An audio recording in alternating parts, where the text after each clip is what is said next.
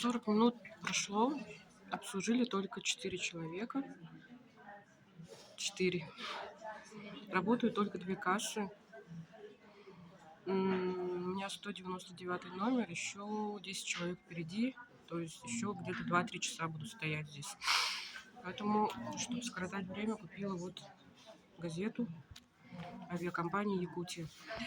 Субсидированные билеты продаются только на авиакомпанию «Якутия». Это самая такая, страшная компания Якутии. Но мы благодарны только за то, что она есть у нас. Это, наверное, единственная компания, которая летает прямыми рейсами до Москвы и Санкт-Петербурга, и только на ее рейсы у нас действуют субсидированные билеты. Можно, конечно, купить билет в приложении Aviasales, но есть разница большая. Там билеты стоят 40 тысяч, 30, а то и 50, и 100 тысяч. А если здесь вот в ГАПСе покупать, билеты стоят десятку, 10 тысяч, 12 до Москвы. Есть разница, да, поэтому приходится стоять, ждать. Передо мной еще 8 человек. Нет, я вру, 8, оказывается, человек еще передо мной.